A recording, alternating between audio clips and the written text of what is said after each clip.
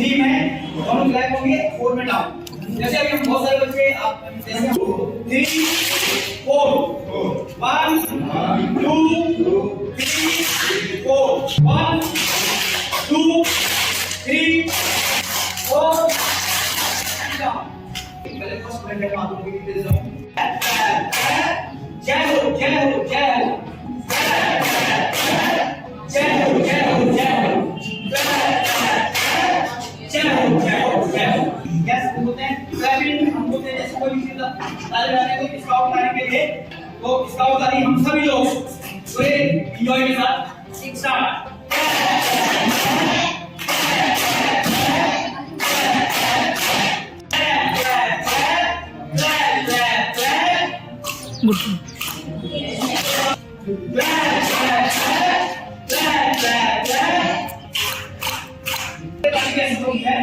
अच्छा बनना पड़ेगा शो के बीच में। अगर आप लोग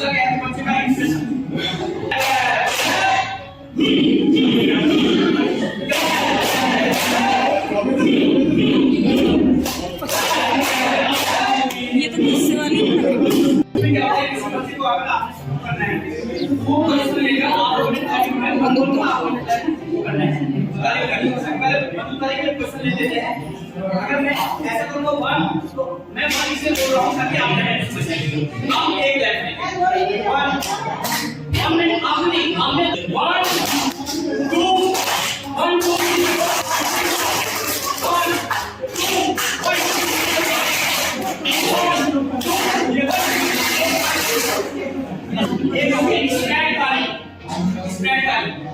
तो उसमें क्या होता है, किसी बच्चे को सामने खड़ा करके रखता है और बच्चों ने हाथ, वो बच्चा क्या हाथ पर देते हैं, बाकी सब ताली बजाएंगे। जैसे मेरा हाथ नजदीक आएगा आपने धीरे धीरे तब तक ये हाथ पास तब तक ताली बजती रहेगी। तो स्ट्रेट ताली के साथ मैं आप लोगों को सिखाऊं जैसे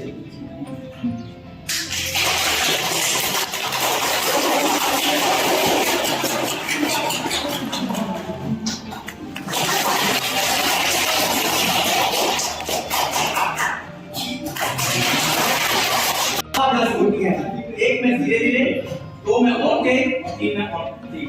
तो हम सब लोगों ने एक साथ शुरू करना है। 1 2 3 स्टार्ट।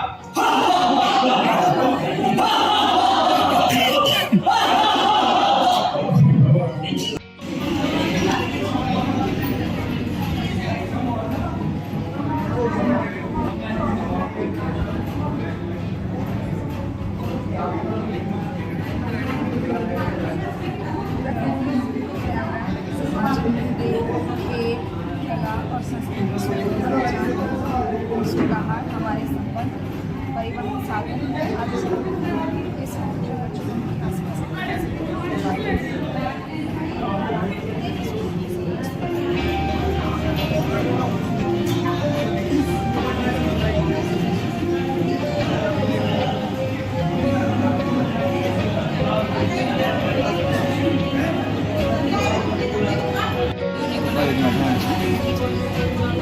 चीज़ें डाली हैं।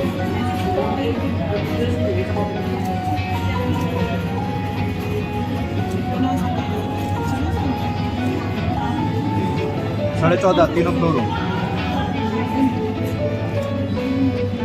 लगता है और सीढ़ी का अलग अलग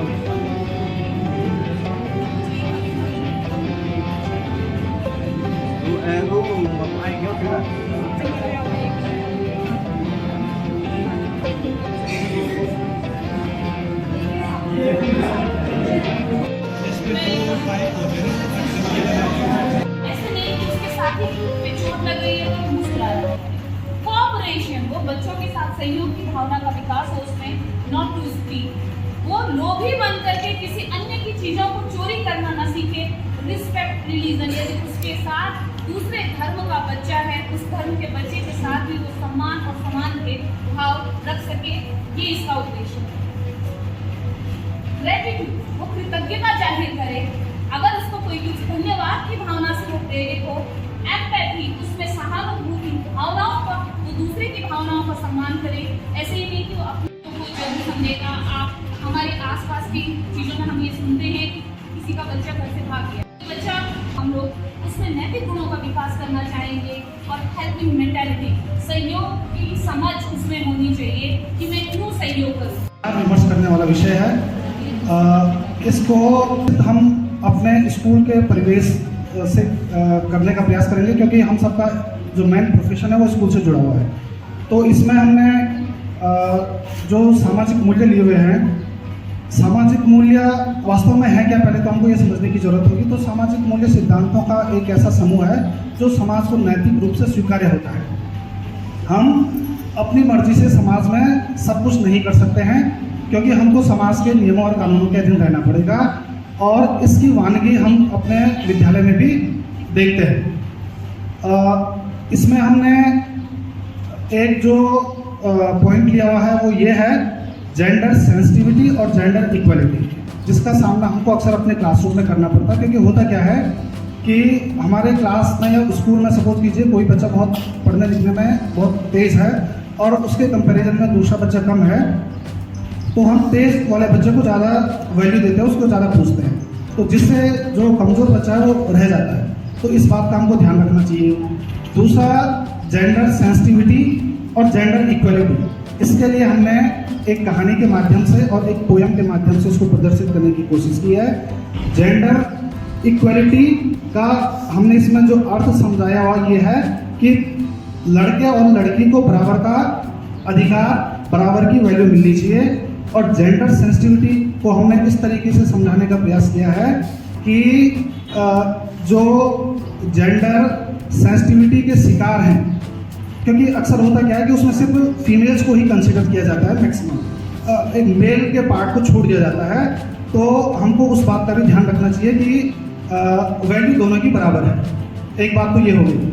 और प्रक्रिया के तहत हमने, जो कि हमको स्टार्टिंग में बोलना चाहिए था, प्रक्रिया के तहत ये हुआ कि इस बार हमको टॉपिक सब लोगों के द्वारा उपलब्ध कराए गए, इसलिए हम पूरे ग्रुप के साथ बैठे, हमने विचार विमर्श करने के बाद सब लोगों को जिम्मेदारी दी गई कि कौन किस कंटेंट का निर्माण करेगा।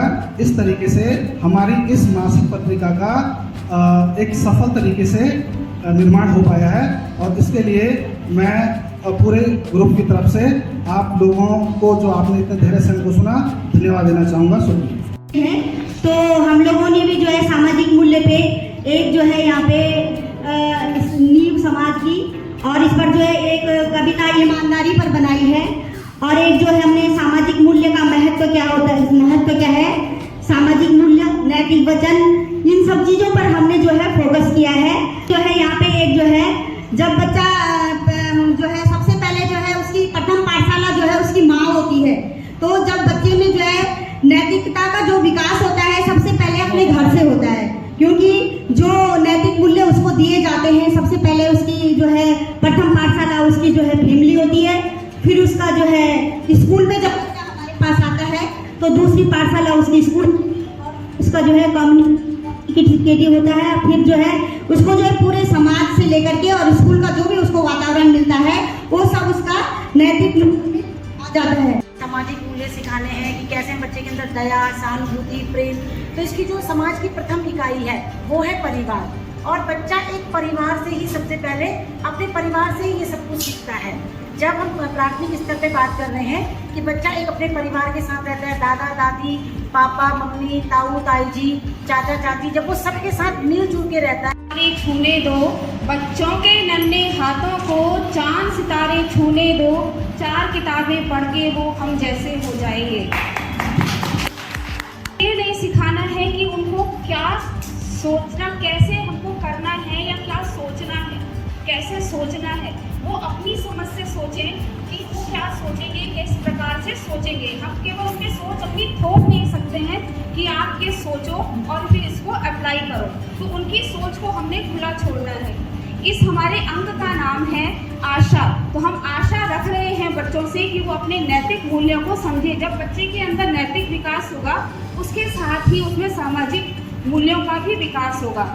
समाज केवल इमारतों से और उसकी विकसित जो आजकल जो विकास हो रहा है उससे नहीं माप सकते हैं। हम नापते हैं समाज में रहने वाले लोगों के जो आचार विचार होते हैं, उनके हाव भाव होते हैं, उनसे हम समाज बनाते हैं और उनके मूल्यों को पहचानते हैं। उन्हीं मूल्यों को विकसित अपने बच्चों में करने के लिए छोटे छोटे मूल्यों को हमने पहले उनमें, जैसे शेयरिंग की भावना है, कहते हैं शेयरिंग इज केयरिंग। जब आप शेयर करोगे, बांटेंगे, तभी आपने दूसरे का सम्मान करना, उनके प्रति सहानुभूति हम ये दया का भाव नहीं दिखाएंगे, बल्कि उनके प्रति हम कैसे उनका आदर सम्मान करें, समानता का भाव रखें, चाहे वो किसी भी वर्ग के हो, चाहे किसी भी तरीके से हो या किसी भी तबके से आते हो, उनके प्रति हमें कैसी समानता दिखानी है। अभी भी मुझे याद है जब हम छोटे थे तो हम 4-5 भाई बहन हैं, तो पांचों भाई बहन के लिए मेरे पापा जानकर एक चीज़ कम लाते थे। तो वो चीज़ें किस लिए कम होती थी, ये नहीं कि एक बच्चे को नहीं देना है, वो इसलिए होता था कि ये आपस में बांटना सीखे और मिलजुल के रहना किस प्रकार से दूसरों को भी दिया जाता है उसमें ही।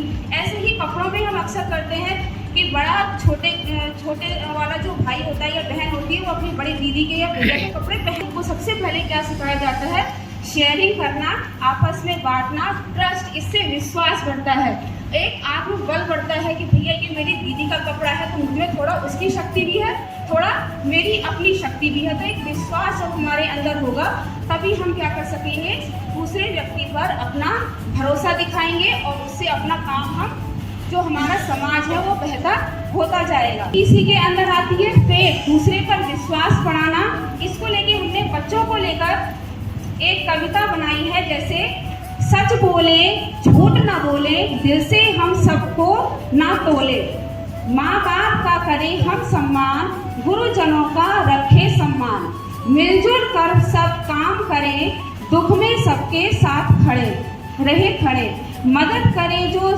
चाहे साथ, बना ले प्यारे दोस्त हर बार, सबको देखे एक नज़र से, नफरत रहे हमारे दिल से बाहर, अच्छे बने और नेक बने, सच्चाई के हम दीप जलाएं। इसी तरीके से एक कहानी कर्तव्य निष्ठा भी बनाई है, जिसे पढ़कर बच्चे समझ सकते हैं।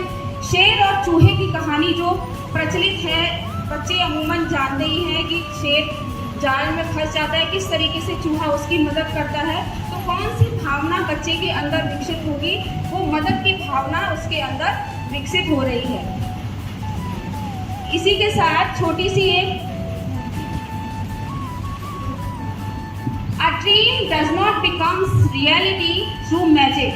It takes sweat determination and hard work. Thank you.